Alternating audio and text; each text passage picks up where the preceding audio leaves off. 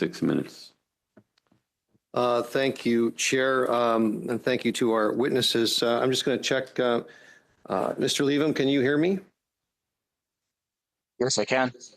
Okay. Well, thank you for your testimony here. I don't know if you've been paying attention to the committee business that's been happening, but the last committee meeting we had, the Minister of Emergency Preparedness say to this committee that he left no stone unturned in order to do everything he could to prevent the loss of property in Jasper National Park. Would you agree with that sentence? I would not. Okay, the testimony that you've given before this committee today is actually quite alarming. So can you just confirm to me that in a short amount of time, you were able to muster 20 fire trucks and 50 professional firefighters? And could you tell me what the qualifications of those firefighters would be? Were they fire-tested firefighters? Yes. So I did have 20 fire trucks and 50 firefighters. Majority of the firefighters I had were NFPA 10001, 10002, as well as numerous firefighters that were wildland firefighters, either wildland firefighter type 1 or wildland firefighter type 2. So could you explain to the committee what that level of certification actually means? That's some fairly technical language. These are fully certified firefighters. These are, and you said each of them had credentials and have experience fighting fires before? That's correct. So the NFPA qualifications are the same as any municipal firefighter. So similar to Calgary or Edmonton or any fire hall, majority of fire halls in Alberta do subscribe to the NFPA standard. So the volunteer firefighters are trained to the same standard as a big city fire department. The wildland firefighters are the same firefighters that qualifications that are recognized through CIFC. So the type 1 firefighter would be the government agency firefighter. The type 2 firefighter would be the contract firefighter. Okay. In your testimony, you said that the hydrants in Jasper National Park are not the same as the hydrants that are used virtually everywhere else in British Columbia and Alberta. Did I hear that correctly? That is correct. So you also said there's only 7 adapters available. So I'm guessing when you say this, what you're meaning is the adapter that you would need to plug in to the hydrants in Jasper, there was only 7 of these adapters. So that I'm guessing the Jasper fire trucks, like the ones that are there all the time, are probably able to tie in. My experience from being a warden in Jasper, there's only a couple of fire trucks in town. I'm not belittling their fire service. I think it's a great volunteer fire service like everywhere else. But anybody else coming to the community to help would be virtually, they have 7 adapters. So basically 7 rigs could tie in. Is that right? Aside from their mutual aid partners that they rely on, such as Hinton and Clearwater County, any other fire trucks coming at us that do not have a normal working relationship with the ParksCanada communities would not have these adapters on board. This is not part of common kit. Okay, so that's certainly a factor that isn't helpful. But you were able to muster enough vehicles to provide water yourself as a contingency. You don't necessarily rely on being able to tie into a hydrant. Is that correct? That's correct. It's been my experience from previous fires that the hydrant systems cannot be deemed as reliable because they're only designed to have 1 or 2 structure fires at a time. So when you have numerous fire trucks tying in, it is not impossible for the water system to be completely depleted.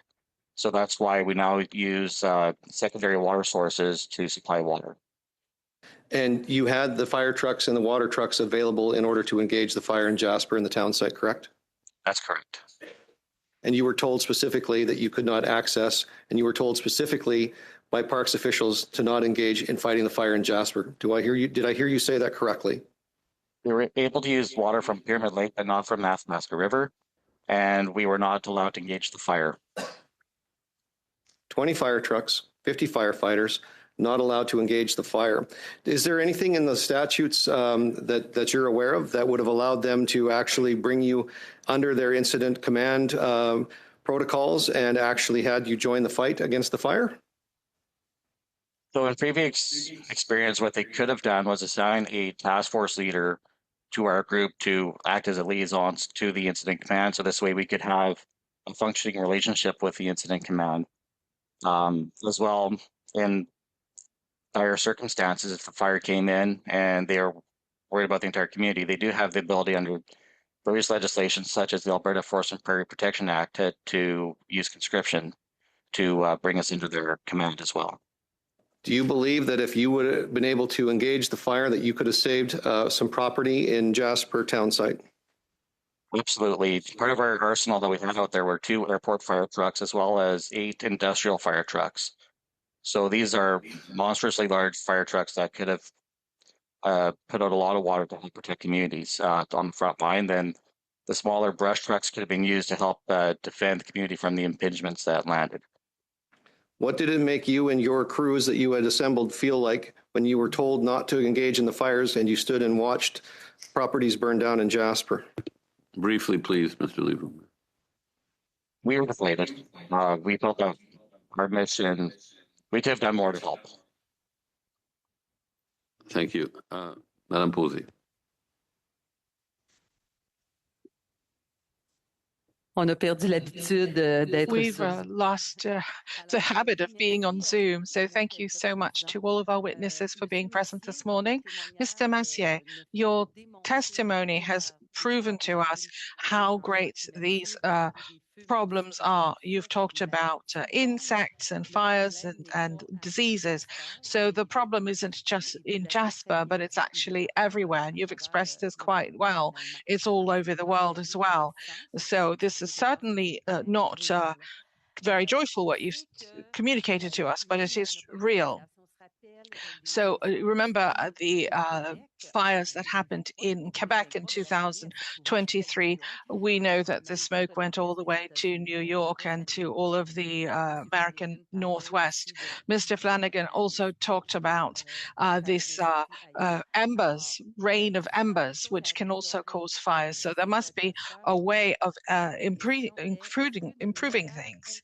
But would a better integration or a better analysis of federal and provincial data and on environmental surveillance, would that be necessary according to you? Well, I would say that the provinces and the federal government actually work very well together. I'm speaking as a research, and when it comes to sharing data, I talked to you about the project that I call Diverse, which we've just started, and we're working with different researchers federally and provincially, and we're trying to get all of that data together. And we'll be able to better evaluate the vulnerability of our forests and what we can do about things when we better manage them to reduce risks, not just for fires. I do stress this, but also the mortality that might be caused to the trees because of droughts, insects, and winds, etc. So I think that the collaboration is good. Of course, it could always be improved, but it is good. And when it comes to research, at any rate, it's really good. A while ago, you've also talked about this worldwide problem. Could other things be happening somewhere else also be that things that are carried out in other places? Could that also help to the management of our forests and as well as the management of emergencies?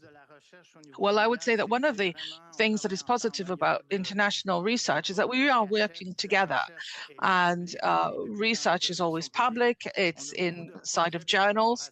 We have a lot of collaborative projects. My project called Diverse, I'm working with American researchers and almost in every country of the world, and we share all of our information and our experiences in order to try and approach things the best way for all concerned. So this type of collaboration is being done on a very large scale.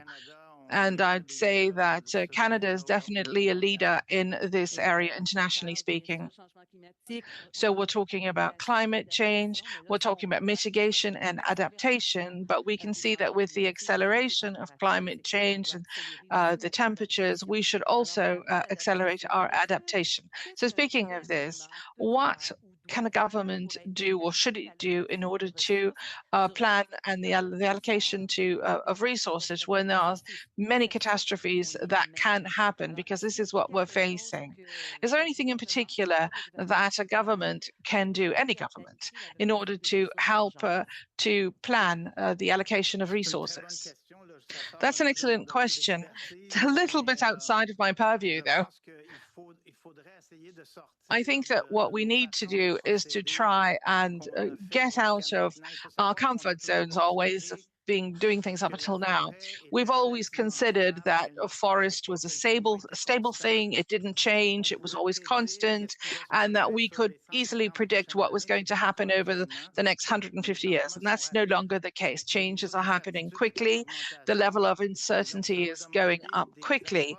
And so we're going to need completely different approaches. It means that we're going to have to change rules and laws.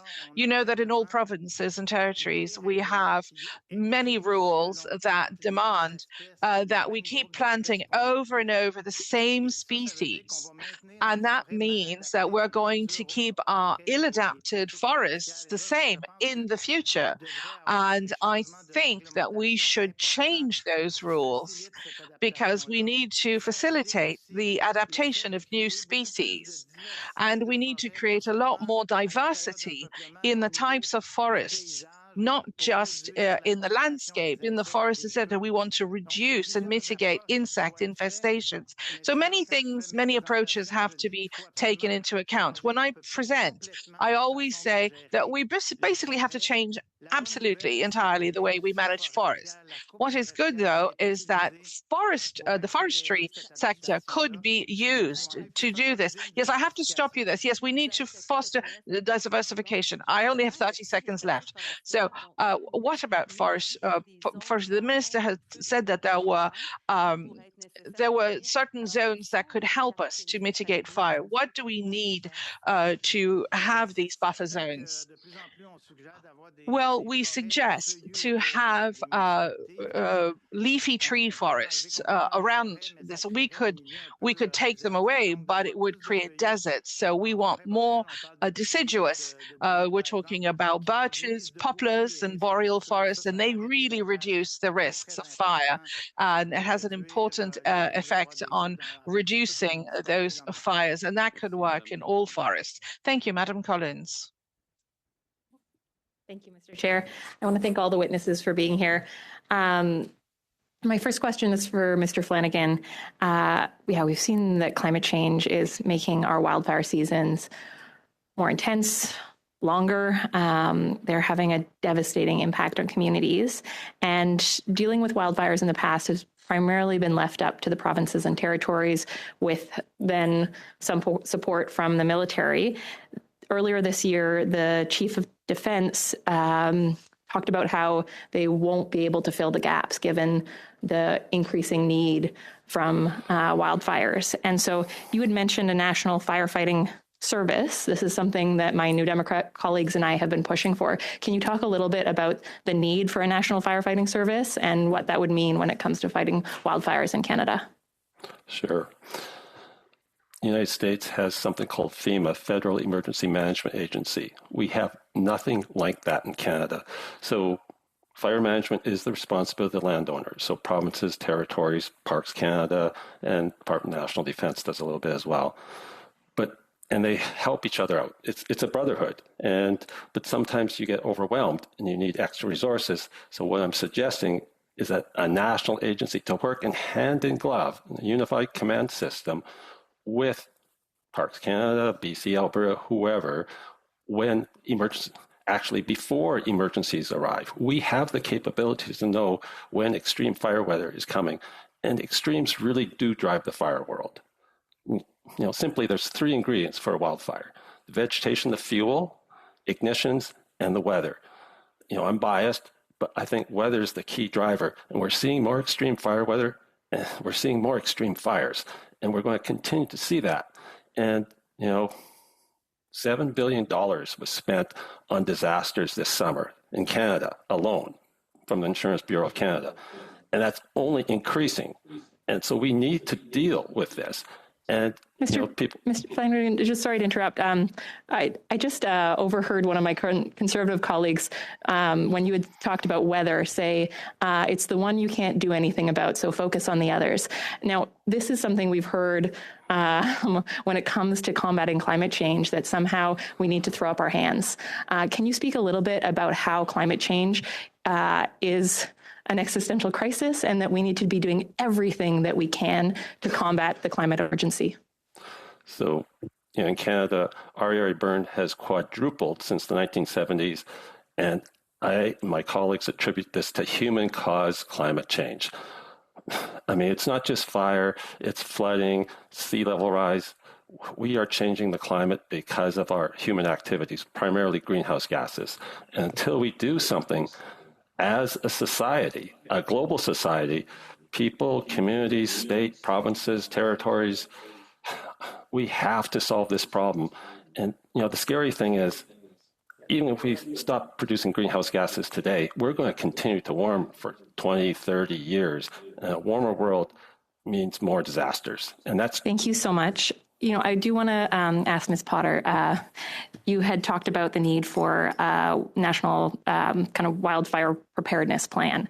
We know that Canadians expect their government to protect them from wildfires. Businesses expect the government to protect the economy for the impacts. Can you talk a little bit about what is needed when it comes to a national wildfire preparedness plan?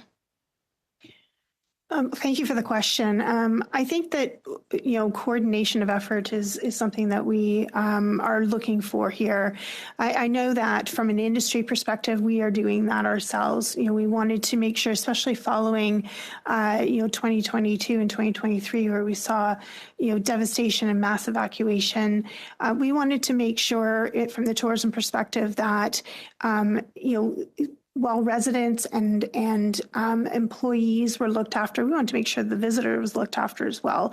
So we came together as an industry to create our own national plans, and I think that needs to happen as well. And it's surprising that even after the 2023 devastating, record-breaking wildfire season, that this government hasn't actually created a national wildfire preparedness plan that is adequate to protect our communities, protect our economy, they haven't filled the gaps that are going to be left by the military not having the capacity to respond to these fires. Maybe over to you, Mr. Messier. You talked a little bit about the need to change our forestry management practices. This seems like another gap that has been overlooked, given the year after year we're seeing the increases. Can you talk a little bit about that?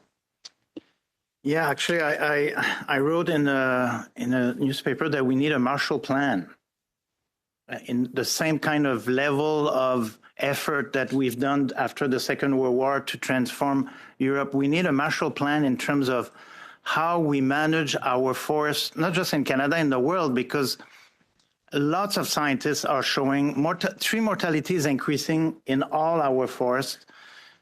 Forests are dying. I was in Germany 3 years ago when there was a drought. There was not one drop of rain for 5 months. And now more than 40% of the forest is dying. We will have droughts in our forests more and more. We have more and more insects and disease coming from all over the world. So I think we need really a big effort. And this is what I'm advocating here is we will have more fires, but we'll have more droughts, we'll have more mortality, more insects. Thank you. And it's all of this that we need to... Thanks very much. We'll go to the second round, which will be reduced to 4 minutes and 2 minutes. Mr. Soroka. Okay, thank you, Mr. Chair. I'd like to start off with Mr. Leavam. You had said that you were not legally allowed to be there. Could you explain why you were not? That was what was explained to us by the operations section chief, the second in command to the incident commander. As far as I know, we were allowed to be there because this was through the ParksCanada liaison person and our client that made these arrangements for us to be in there. I guess there's no legislative process to allow contract firefighters to be in there on behalf of other parties. Must be the reasoning for that. But we did not show up there unanticipated. This was arrangements that were made on behalf of our client Pursuit and ParksCanada before we showed up. It's not like we showed up at the door and managed to be let in like barbarians. It was our expectation that when we got to the gate that we were supposed to be permitted to go in to do our job to help protect the economic engine of Jasper. Okay, and Mr. Leavam, one of the concerns was when the houses were burning and that they were releasing toxic fumes. Did you have the proper self-contained breathing apparatus to deal with a fire like that? Self-contained breathing apparatus in WUI events are pretty much ineffective. You've only got about 30 minutes of air, and these trucks don't carry enough air on them to manage this kind of workload. My recommendation for all fire departments would be to get powered air respirator units that are full face respirator that have a battery powered assist on it, but I don't believe any fire departments had any of that equipment on them. We did have respirators on our trucks that had the P100 filters for our crew to use, and that's what the majority of the fire departments were using for that event. So were you able to or qualified to do structural fires or not? Yes, the crew that we had in there were all NFPA 1001 firefighters. The majority of them are part of active volunteer fire departments. So yes, the crew that I had in Jasper that night were all qualified 1001 firefighters. So you were all qualified, but yet you were asked to leave and not assist with any structural fires then? Yes. Wow. And you don't have any reason as to why they would have done this for, do you? The only reason I could think of is because we were coming in with another party that they didn't want to have, I don't know, leakage, or I really have no idea. They never explained that to me. They just released my 2 engines as other fire trucks were coming in. So I took those 2 engine crews and I put them on with my private response for the insurance company.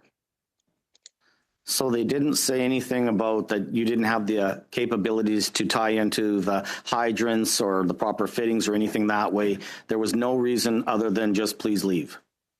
That's right. Wow. That's quite interesting. I don't know how to follow up on that questioning, to be honest with you. Maybe I'll go over to Monsieur Messier then. You know, you spoke about how man intervenes with fires or forest by putting out forest fires. Is it something that we need to start controlling or managing our forests a lot better to like clear out the deadfall, make sure that we can protect communities, not just within fire smarting, we're talking within the close proximity, but a mile or 2 miles or 3 or 4 kilometers away to manage the forest a lot better? Très rapidement, s'il vous plaît, professeur Messier, comme dans 20 secondes. Yes, very quickly. 20 seconds, yes. Maybe talk to the First Nations. They've used wildfires for a long time. They know how to do it. And I think it could have a big impact around communities. Merci. Madame. So, Madame Posey, you have 2 minutes. Yes, thank you so much. I just want to get back to Mr. Messier. You've talked about diversity of species in fragile zones or sensitive zones, and you've talked about leafy trees. Is a city considered as an example of what you'd call a fragile area? Is that what you mean exactly? Well, cities are fragile zones because there are structures that need to be protected, lives that need to be protected. So it's very important to act in cities first and to do what has to be done around the cities in order to attempt to diversify the forest and to make it more resilient to fires and insect infestation. So that's certainly what we could do as a priority over the next few years. Now, you have also said that certain rules and laws need to be changed because you have to plant, for instance, the same species over and over again. Is anyone listening in the government level? Well, honestly, I'd say to you that the forest industry is much more interested in hearing what I have to say compared to governments. And honestly, I really don't understand why.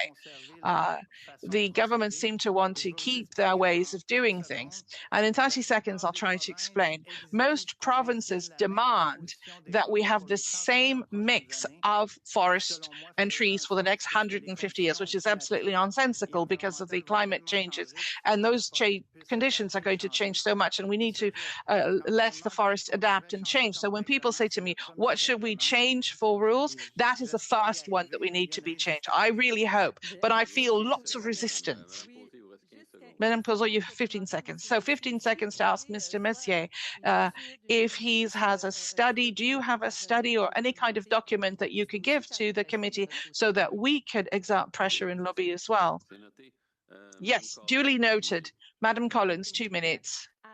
Mr. Flanagan, you've talked in your research about how fire management policies and effectiveness will continue to change. Can you talk a little bit about what the government needs to do, what actions need to be taken in order to prevent wildfires in the future?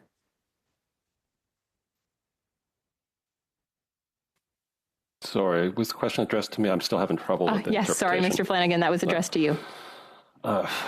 So, you know, as a quick aside, there needs to be an independent, fulsome review of the Jasper fire. I mean, in large part, what happened was a result of a pyrocumulonimbus, a fire-generated thunderstorm. This is the most intense display of Mother Nature's energy in terms of the fire world. And that, in large part, was the reason that we lost a third of the town. What can we do? You know, there's, you know, as mentioned, Fire Smart. Jasper is the confluence of 3 valleys, high-risk location. Valleys act as corridors, wicks, pathways, and they knew it was a high-risk location, and they had been doing a lot of work. But those embers that travel kilometers, the West Kelowna fire jumped Lake Okanagan in 2023. You know, so 3 ingredients: vegetation, ignition, weather. Let's say we can't do anything about climate change and extreme weather. Okay, fine. We can't do anything about lightning, weather ignitions. People cause fires. We can and are doing things.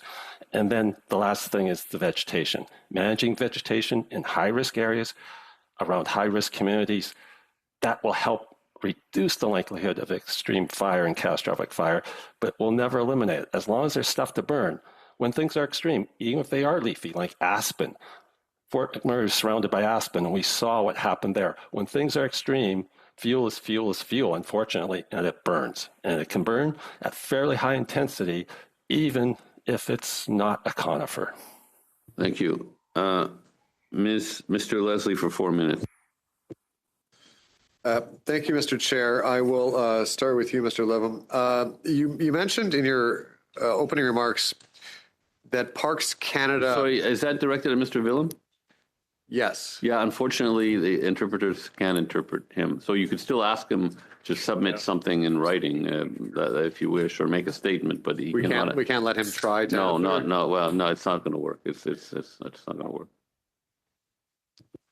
Okay, I will ask Mr. Livham to answer in writing if he is possible. You said in your opening remarks that ParksCanada ordered hydrants for Jasper Park that were different than all of the rest in BC and Alberta, and then only 7 adapters that could be used on a moment's notice. Now, this is shocking evidence that ParksCanada officials certainly didn't say last week, and the Minister Guilbeault and Minister Sagen certainly made no mention of. What was the impact of that failure to order aligned fittings for hydrants? So if you could provide that in writing to this committee.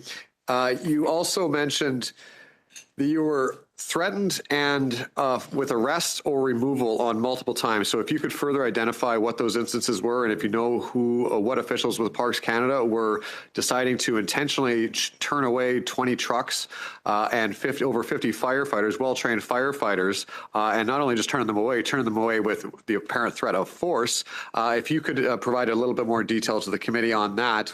And lastly, as an expert that works regularly in the field on the ground, if you could provide a little bit of context as to whether or not, in your view, prescribed burns and mechanical removal are effective tools to mitigate the potential heat sources and damage caused by wildfires, particularly the one in Jasper, and in your expert opinion, whether or not enough of that was done by ParksCanada to prevent that from happening.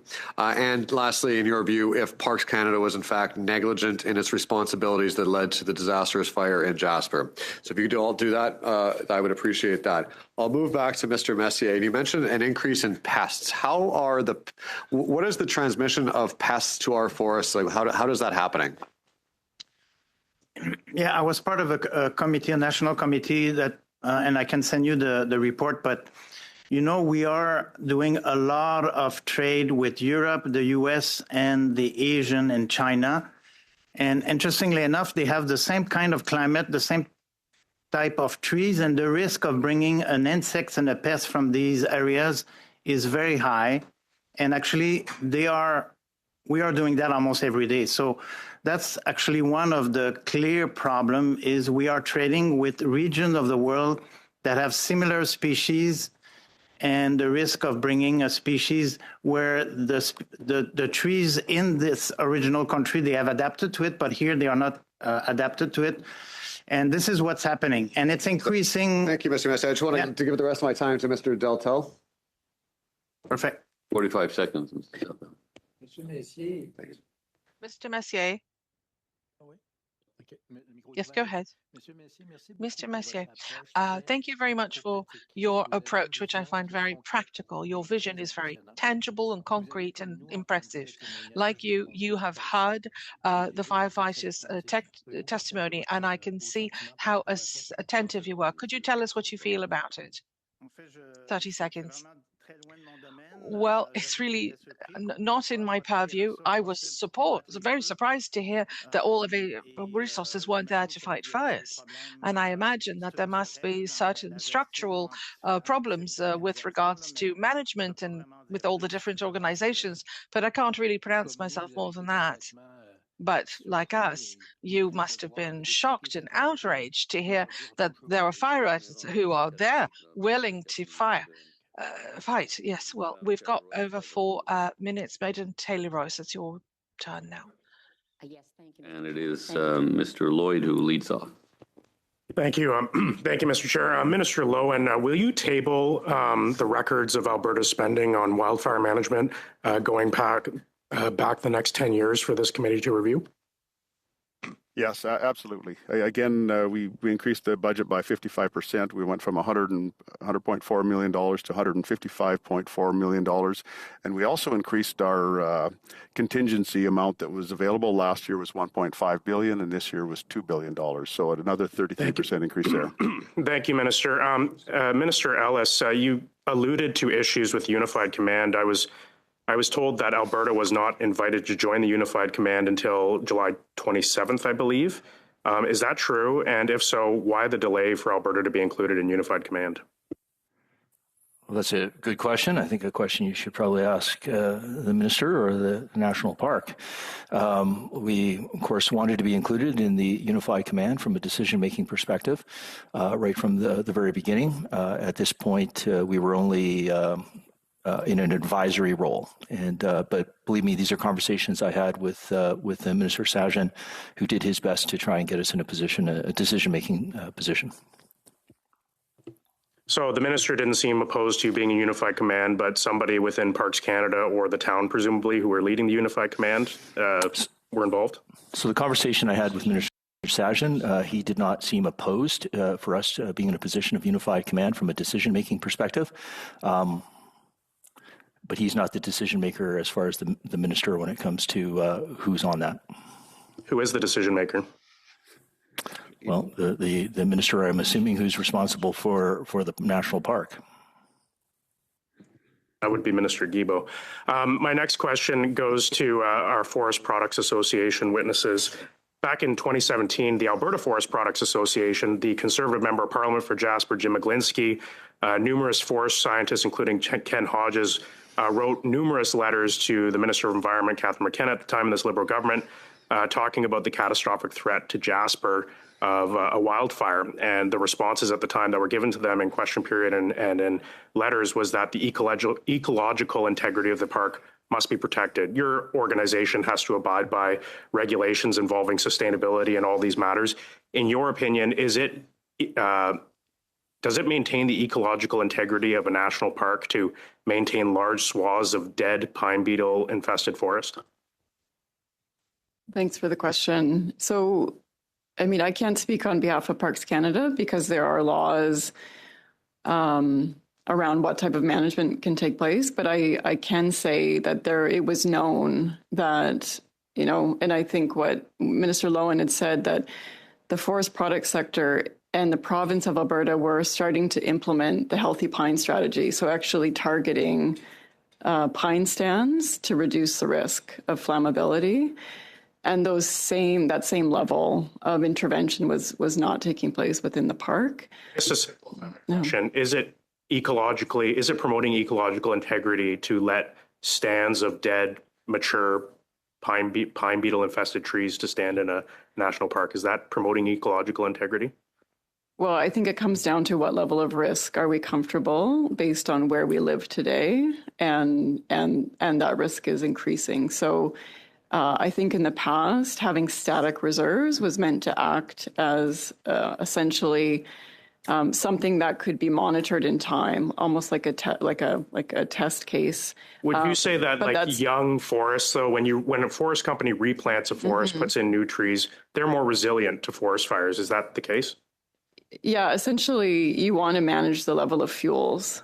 So reducing the fuels and replanting a forest will be more resilient. Yeah. It's been noted to me, you alluded to federal policies that are impacting wildfire risk, not just in national parks, but outside of national parks. And you alluded that you don't think there's a fire lens being included. Is the Species at Risk Act one of those policies? Is that contributing to wildfire risks in Canada? There is growing concern, and I've actually had the opportunity to fly over parts of Alberta because I have been working on caribou recovery across Canada, and there's growing concern that these older stands that have been set aside for caribou pose increased risk of burning, which will actually not be helpful for caribou recovery and not be helpful for communities that live in and around those areas. So a fire lens is something that we are recommending. Yeah. Back in 2017, the Alberta Forest Products Association, in a letter in the Edmonton Journal, said that they believed it would be about $85 million to combat the mountain pine beetle, which they specifically cited that the pine beetle was allowed to run rampant in Jasper National Park. What do you think the cost would be to the federal government to manage the forests in Canada's national parks? What would it cost them? Maybe you can send that to me in writing because I've only got about 30 seconds left. One of my Liberal colleagues said the other day that they didn't think it was really feasible to do active forest management techniques in national parks, and that it wouldn't really do much to prevent fires. Do you agree with that assessment? I mean, there's actually a video that's been made showcasing how CAN4 was brought in to do some thinning, and I think it was effective in saving parts of Jasper. And so if that could have been deployed in a larger area, that could have been effective in mitigating. And so it is possible. I think it will take some cross learning between park staff and commercial forestry. Yeah. Thank you. Thank you. Mr. Vancouver. Okay, we'll go to Madame Posey.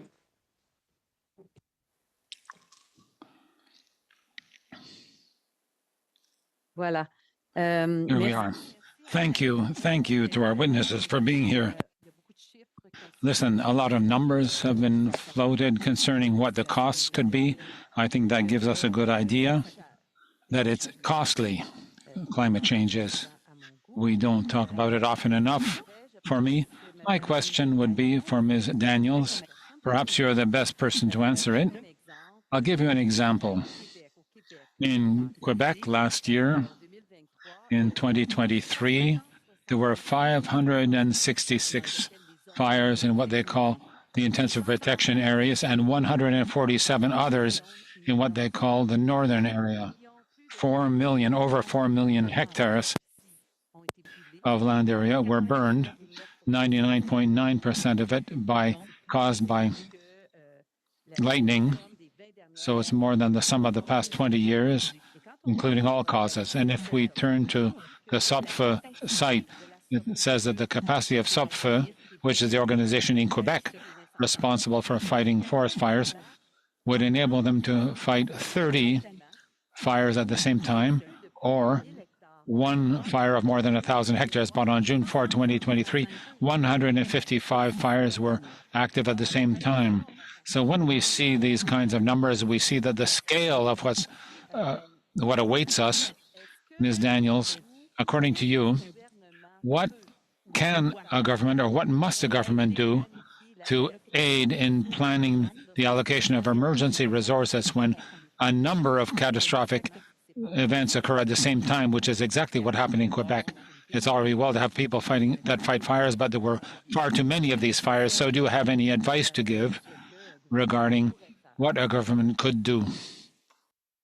Thank you, Madam Posey. What a conundrum that you've outlined for both Quebec and exists across our country, where we're seeing multiple fires ignite simultaneously, creating emergencies. Je m'excuse, Madame Dadia, je suis obligée de vous interrompre parce que je n'ai pas la traduction. There's no Alors, translation. est-ce que c'est, is it back on the translation, Madame Posey? Can you hear the translation? Oui, c'est bon? C'est bon. C'est bon, OK, on y va. Okay. This problem is not limited to Quebec, but we are finding it in provinces across the country. Multiple fires at the same time, causing a crisis. We know that wildfires and extreme wildfires are overwhelming our suppression capability and exceeding all modern technology. This is a global problem, which is why we are also advocating for proactive and transformative forest management to ensure that our landscapes and communities will be resilient to future fires. So those fuels mitigation, prescribed and cultural burns, concentrated around communities, but also expanding onto the landscape. The forest industry and forest management has the greatest impact on our landscapes across Canada. It is critical that our forest management is transformed in a way that ensures that we have resilient ecosystems into the future, which involves diversifying our silviculture practices, our harvesting practices, the trees that we replant, and also modifying the way that we allow fire to interact with those forests.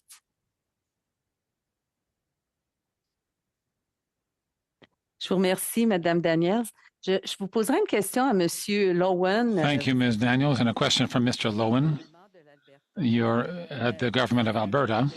As you know, Bill C-76, which is currently on the table to amend the National Parks Act of Canada to eliminate obstacles to rebuilding Jasper by allowing streamlining of the decision-making process by local officials or elected officials. In your opinion, is Bill C-76 sufficient in order to facilitate the rebuilding of Jasper following the forest fires? I think it'll be interesting to see how it works out when it's actually implemented, Bill 76. I think Bill 76 is a good start. We would like to see less barriers when it comes to and having more autonomy within Alberta and within Jasper town itself. We have a municipality there that's capable of making decisions. We have a provincial government that has a Municipal Governance Act that I believe is capable of taking care of things there too. So I would love to see less restrictions from the federal government and ParksCanada when it comes to rebuilding Jasper. Je vous remercie. Thank you. I would like to ask a question of Mr. Galt as spokesperson for employees or unionized employees. Do your members often talk to you about the problems that they see connected with climate change and the scale of what they see in connection with climate change? Thank you very much for the question. Yes, our members do talk quite frequently about climate change, the act of the fires, and how they have been growing at a greater deal every year. The fires are getting harder to fight. They are getting hotter to fight. And in some of the areas, we've never had fires before, but with climate change happening now, these are new areas considered to where the pine beetle infestation was now. Everybody knew that a fire would start there at some point, but I don't think anybody took into consideration that climate change would increase that. And we are now facing the reality that for those who don't even want to agree with climate change, that the fires are getting hotter and harder to fight, and our members are facing that as they are stretched thin with resources. Thank you. Merci, Madame Posey. Thank you, Ms. Posey. Ms. Collins, it'll be your turn, and we'll wind up with you because that'll make 2 hours, and we don't have resources to continue much longer. So please go ahead. Chair, I want to thank all the witnesses for being Sorry, here. just a second. I have a point of order. Do we have not resources till 1:30? Yeah, but we're already at 1:15. Yeah, so we got some more rounds. I see what you're saying. Okay. Yeah, Very that's why we're going to have like 30 seconds. It doesn't make any sense We'll do another round. Well, we're ending. We only have resources to 1:30.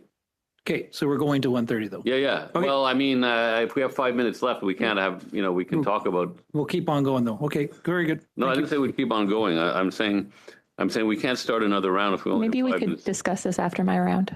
Well, we're not eating into your time, but I've been asked the question by Mr. Mazier, and it's really tight. There's no way we can have another round of questions. So after Ms. Collins, which will take us to almost 1:25.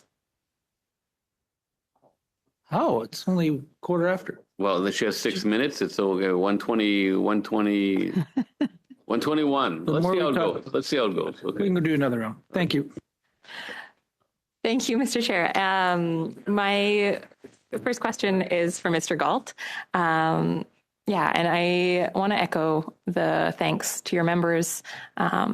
Their heroic action is constantly keeping communities safe. We've heard a lot about the courage of your members. We've heard politicians thank them, but oftentimes those thanks ring hollow if there isn't the support, the resources that they need. So can you talk a little bit about before the Jasper fire and really leading up into this wildfire season, what were you hearing from firefighters? What concerns were being raised?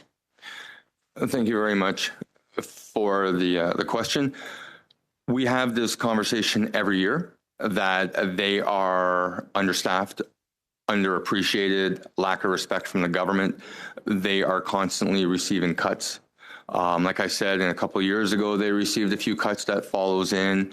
It is very hard to do a job in any province when you are stretched thin, but asking for more and more. It becomes frustrating.